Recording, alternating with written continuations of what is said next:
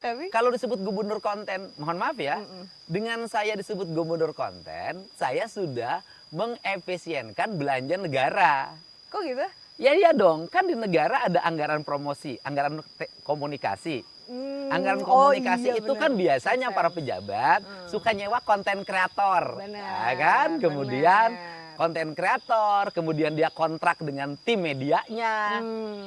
Kan itu puluhan miliar. Iya, Saya kan KOL. nggak usah.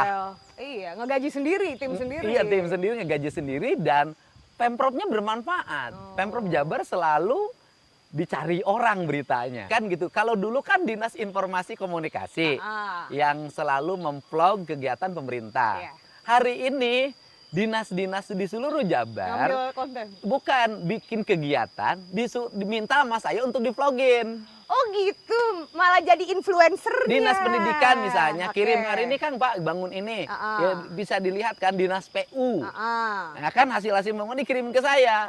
Ya, karena kalau ada KDM-nya pasti yang nonton banyak. Pertanyaan saya, kalau itu dulu dilakukan oleh Dinas Komunikasi Informasi menggunakan konsultan, menggunakan influencer, berapa dia harus bayar? Sekarang kan mereka nggak Rp1 pun bayar sama saya. Oh, nggak bayar ya? Ya enggak lah, masa saya menggunakan dana negara. Ya kan influencer dibayar kan? Ya tapi kan nggak boleh saya Bener, dana negara. kan pejabat. Bank Jabar. Bank Bank Jabar itu dulu dana iklannya itu mencapai katanya ya mencapai 60 miliar buat ngiklan. ngiklan. Tapi nggak rame-rame. Sekarang Bank Jabar, saya bercerita tentang Bank Jabar, yang nabungnya tambah banyak. Oh gitu. Bank Jabarnya nggak bayar ke saya. Lah kan bapaknya gubernur Jabar, masa mau dibayar Bank Jabar? Iya, tapi kan dia bank yang cari keuntungan. Tapi saya nggak bisa dibayar ya. Wah, Kang Deddy kalau jadi influencer mah. Tapi gratis terus, rugi. Oke.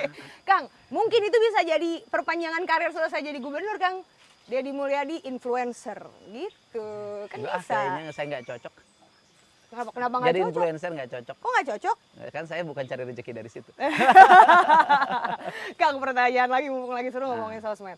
Banyak yang bilang KDM tuh sering banget ngurusin urusan mikro yang harusnya nggak kelasnya gubernur, yang Apa tuh? hands on gitu misalnya. Apa itu? Kayak kemarin yang sempat heboh lah, yang dibilang gaya kepemimpinannya KDM sering jadi sorotan. Kayak saya catat beberapa. Apa? Pas Kang Deddy nangis di penertiban puncak, hal-hal yang bikin orang jadi kayak Begini.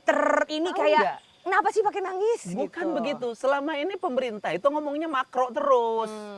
Pidato makro, dibuat seminar-seminar makro, diskusi-diskusi rapat ada layar lebar di ruangannya, setiap pegawainya pegang laptop, pakai tab, ngomong paparan. Saya nanya hasilnya apa?